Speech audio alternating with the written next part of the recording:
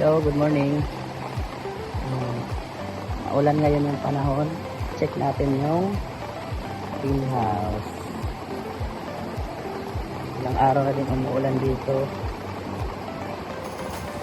sa Samar.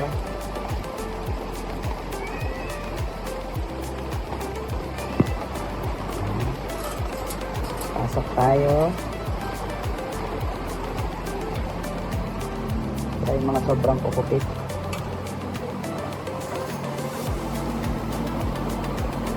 Tumubog na yung reserva natin kasi sobrang lakas ng ulan. Kunti na lang din ang reserva.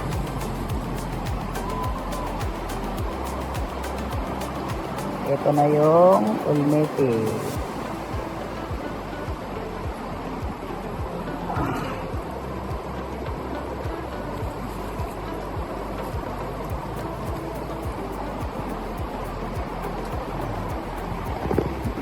Ito pala mga mamanser, yung variety na ulmete.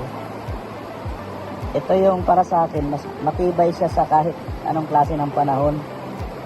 Matibay siya sa araw. Pero pag maulan din naman yung panahon at makulimlim, kaya niya din naman, hindi rin siya basta-basta nagiging leggy. So,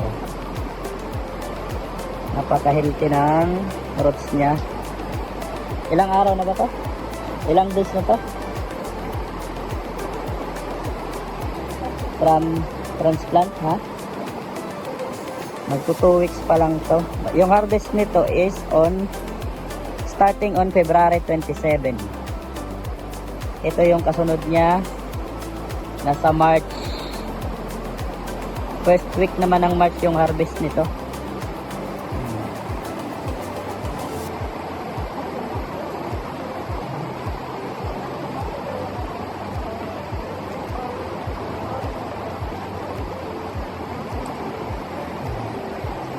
Pag ganitong tag-ulan mga mamanser, prone to sa pagiging leggy ng mga ng mga lettuce kasi hindi sila masyadong naaarawan. Kulang sa araw. Pero yung kagandahan nitong variety na naitanim ko kasi matibay ito sa tag-ulan. Ayan kahit ilang araw nang umuulan, maganda pa rin siya, hindi pa rin siya naging leggy. Yan yung kagandahan ng ulmete. Sa tag-araw naman, kahit sobrang init, hindi to basta-basta nagkakaroon ng mga ng mga tip-burn katulad ng ibang variety.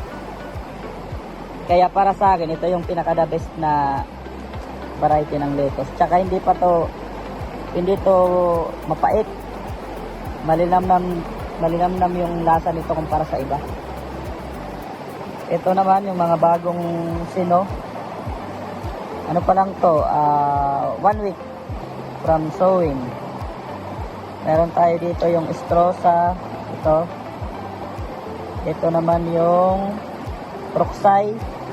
Yung kulay niyan, kulay violet. May ulmete, tsaka D'Angelia.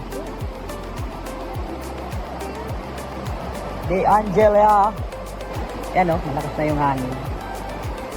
Pero safe na safe pa rin yan kasi gawa na sa bakal yung greenhouse natin.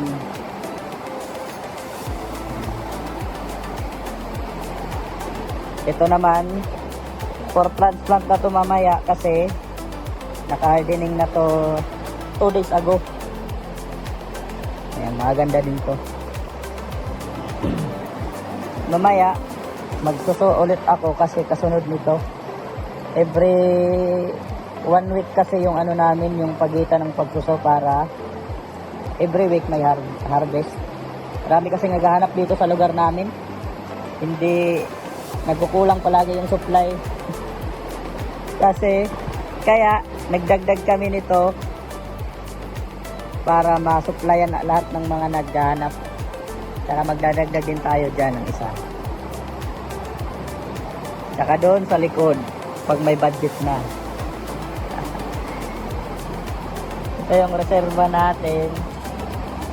Ayan Ito yung ginawa kong ganito para hindi siya basta-basta umiinit kasi hindi rin maganda na mainit yung yung reserva. kasi nagkakaroon ng root rot na bubulok yung mga ugat ng lettuce.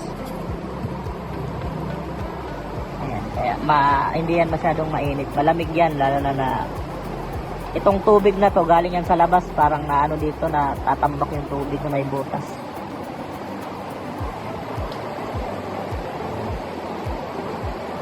Ito naman yung inlet natin, malakas pa rin yung ano, malakas yan.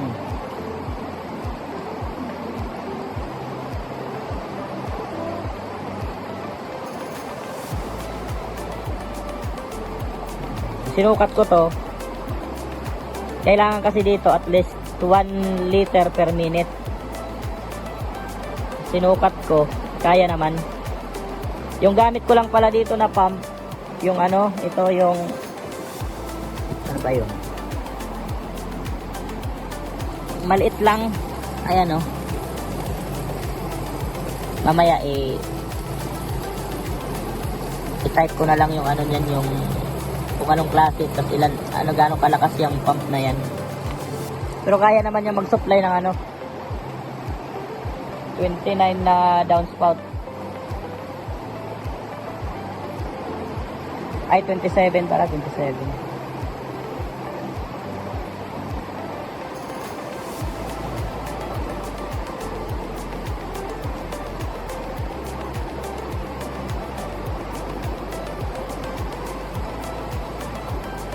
Kung downspout yung setup ko dito, tatlong magkakadugtong na downspout to, tsaka yung lapad naman is kasya yung siyam na downspout. Siyam yan. Ginawa ko dito, parang ano lang yan. Yan eh. May butas siya dito para papunta sa return.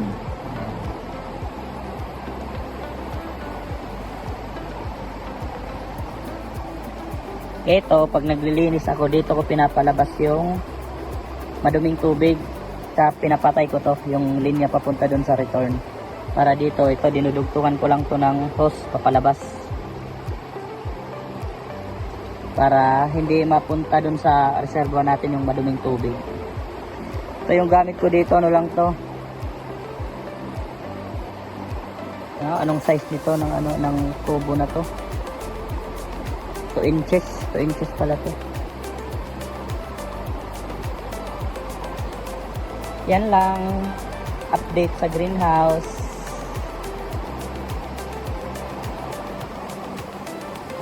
Gagawa ko ng ano, ng step by step tutorial kung paano, ano yung unang step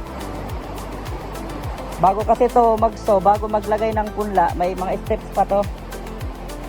Dapat from ganito, yung kukupit na ganito, hindi yan basta-basta tinataniman. Kailangan yan sterilize. Or ginagawa ko, pinapakuluan ko lang ng ano 15 minutes para matanggal lang yung mga ano, mga bakterya na nakatira dyan sa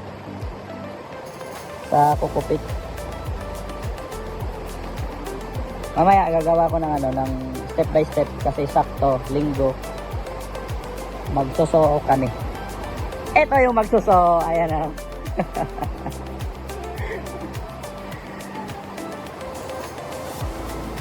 Ang lamig ng panahon.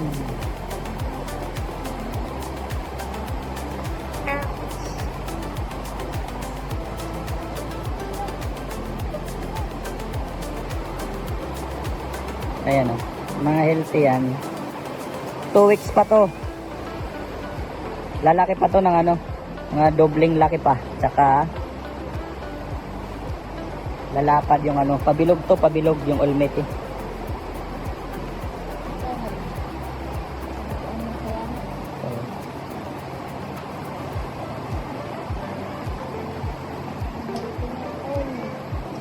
Ito, may isang bansot. Kaya ako, nagka-problema yata yung ugat nito nung transplant. Next week, gagawa din ako niyan ng ganyan dito, side na to. Tapos ito, bibidyohin ko rin, papakita ko rin sa inyo kung paano to ginawa. Ito. para hindi tumagas yung tubig. Gagawin ko dito. Yan. Tapos yung tamang pagdudugtong nito, ng mga connector, ito.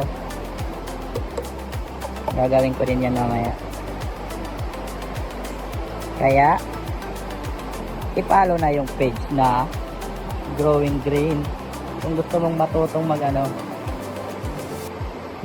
mag tanim ng lettuce.